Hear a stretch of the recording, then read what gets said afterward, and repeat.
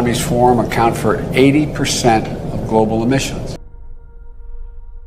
I want clean air, I want clean water, I want a wealthy country. In the transition towards clean energy, and he called for aren't going to be running and coal burning. What's the significance of man-made? Well, if it's a natural cycle, we throw our hands up in the air and say, what can we do? It's Mother Nature's revenge. Well, we will talk about it now.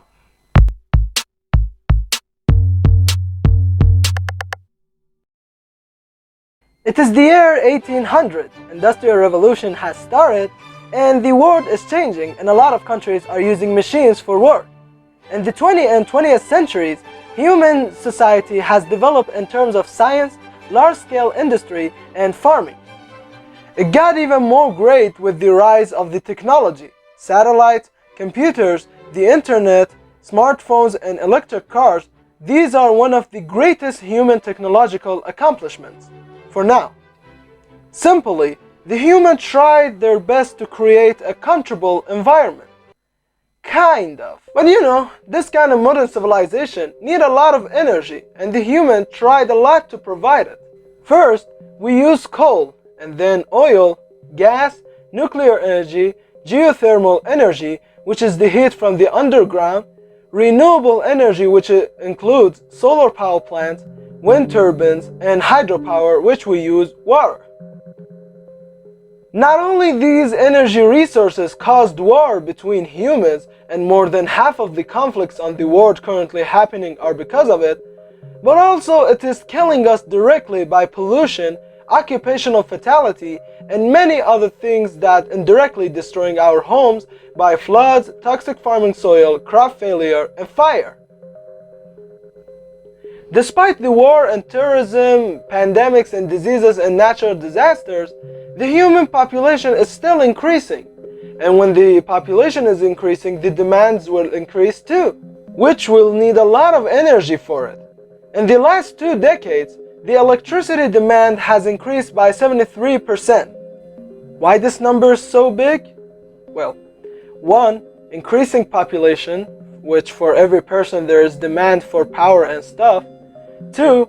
The rise of the technological and digital industry. How are we gonna provide power for all these demands without destroying the earth and animals? What are the best type of energies that we have to replace the fossil fuel with them? Well, there are 2 types of energy. 1. Renewable energy. 2. Nuclear energy. We know there are other sources of energy like biomass or geothermal energy. But today we are only going to talk about the most common sources of energy. Sometimes people get creative and create their own electricity using their own. Why are you censoring? I'm only saying urine. Oh, sorry, force of habit. Currently, the world electricity sources are 63% fossil fuel, 10% nuclear, and 27% renewable. Let's start from the first one, which is the renewable energy. If you have enough items and a perfect environment, choosing this type of energy is perfect for providing power. The first reason is that this energy is provided from the sun, wind, and water, which is good because they exist all the time. That's why they are named renewable, because they never end. I mean, they will end someday. For example, the sun will explode after 5 billion years or something, and the rivers will go dry. Plus, when you say... Okay, enough! Get out of here! You know, he was right. These sources will not exist all the time, but they will provide long enough power for us until we find solutions for things like dryness of the rivers or moving to another planet. With solar power, we can turn the sun rays into electricity. China is the top producer of solar energy by 250,000 gigawatts every year. United States comes next in terms of solar energy producing.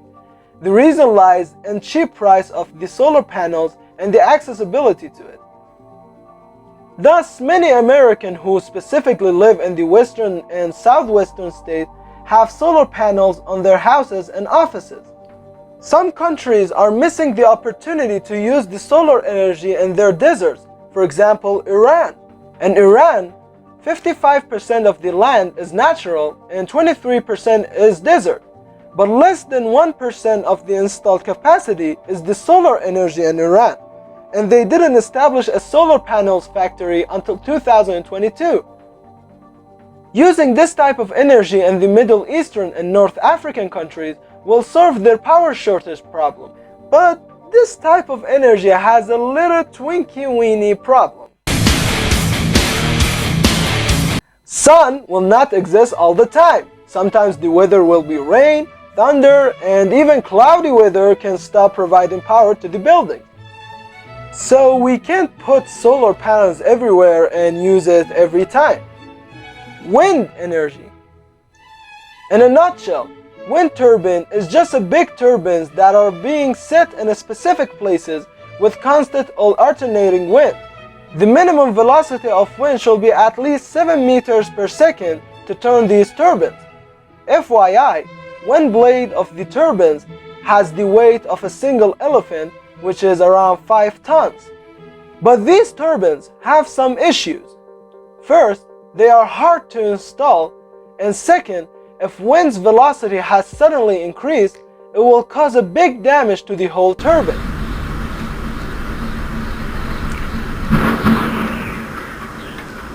Plus, hundreds of rare birds are dying every year due to these turbines. For example, this eagle.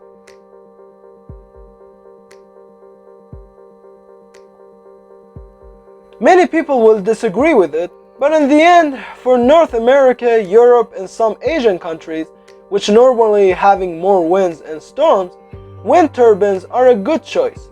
But yet, they are not the best choice we have right now. The hydropower energy. The interesting thing about dams is that we can hold the river's water and save it for the irrigation season. At the same time, we can create electricity using kinetic turbines, which also called free flow turbines. America has the most dams in the world, which is about 9,200. China comes in the second place with 4,800 dams. So good. What could possibly happen with a river? Well, something could happen. For example, in 1975, Bangkao China Dam had an accident on a stormy midnight when the old import design dam couldn't resist the amount of water that it's holding. The water pressure destroyed the whole dam, causing a 15 billion cubic meter flood that destroyed all the near cities, towns, and countrysides. The number of people who died from this accident is between 90,000 to 210,000 persons.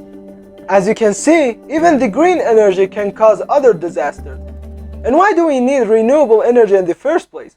We have the fossil fuel. This video is sponsored by Aramco Oil Company.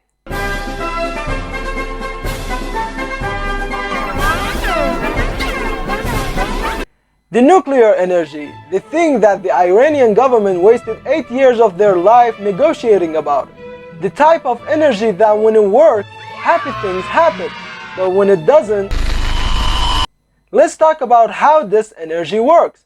Usually, the nuclear power plant is built next to a river or a lake. The power plant is divided into reactor, cooling tower, condenser, and a turbine. The cold water from the river is being pushed by the pump into the water pipe. Then it passes through the condenser to cool down the heat that is coming from the steam. Where did the steam come from? It came from the reactor vessel, which inside it there is the uranium fuel that is being controlled by the control rods.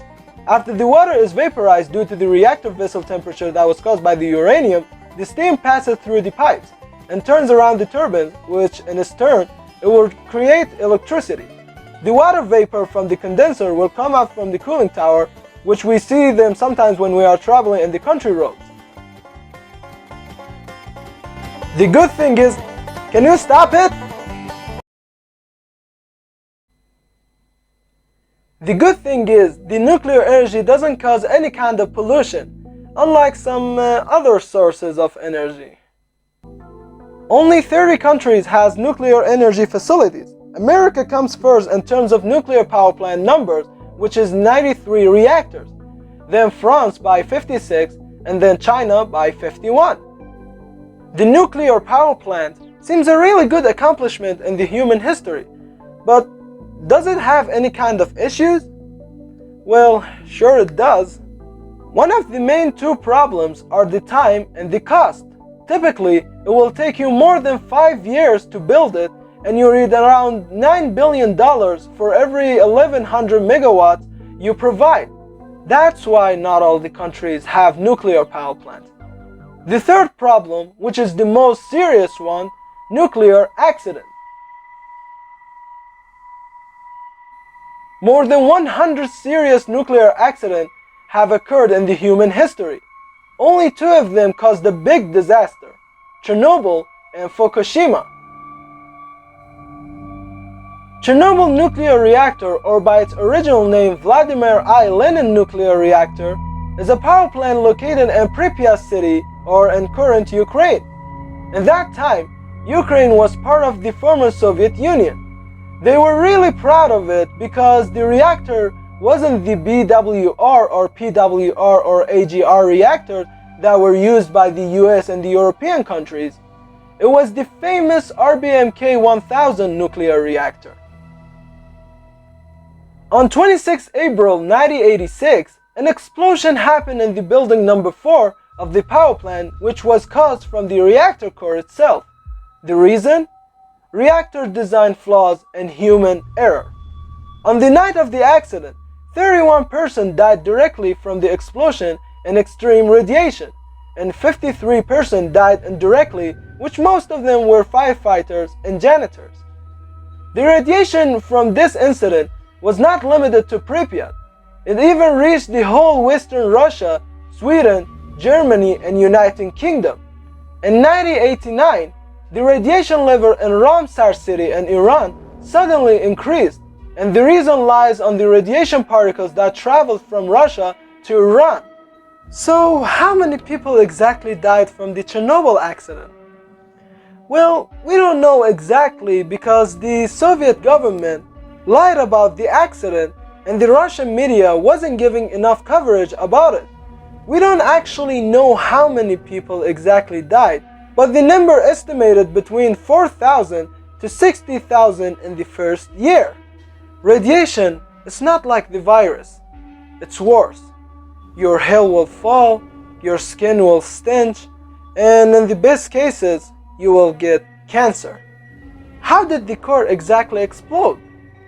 Well, Chernobyl accident is actually a complicated story, and we'll leave it for another day. The second one, Fukushima. Fukushima is a city located in Japan. Unlike the previous accident, the Fukushima nuclear power plant wasn't using an old type of nuclear reactors. In fact, the cause of the accident wasn't human error, but it was a natural disaster. The proximate cause of the disaster was the 2011 Tohoku earthquake and tsunami. The gigantic tsunami wave surged over defenses and flooded the reactors, sparking a major disaster. This accident took only 570 lives, which they were mostly old people. Only 16% died directly from the nuclear power plant. But compared to Chernobyl, the radiation didn't really hurt anyone. In 2012, more than 3,000 cases of throat cancer had been observed in minors. But after months of research, the WHO said that these cases wasn't from the Fukushima power plant radiation. As you can see, even the green energy has its own troubles. But it is the best tool against the climate change to save us and the animals. But if we want to save the earth, do we only need to change the sources of energy? Is there anything else we have to change and do? Well, we'll leave this... Hey, sorry I'm late. Where you've been? Don't even ask about it. I was collecting topics for your next videos. Anyway, let's do the video. Well, too late, pal. I'm already doing the outro. What? Without me? Well, yeah, you were late, so I did it myself. What did you even bring for me? Okay, get ready for this one. It will give you 1 million views. Yeah. why Russia is invading Ukraine. Oh hell no, not on my channel. We're not doing this. No, hear me out. It's a very good topic. We don't talk about politics, only science. Many Please people don't are do it. talking about right now. No, we're not doing. Don't. Please.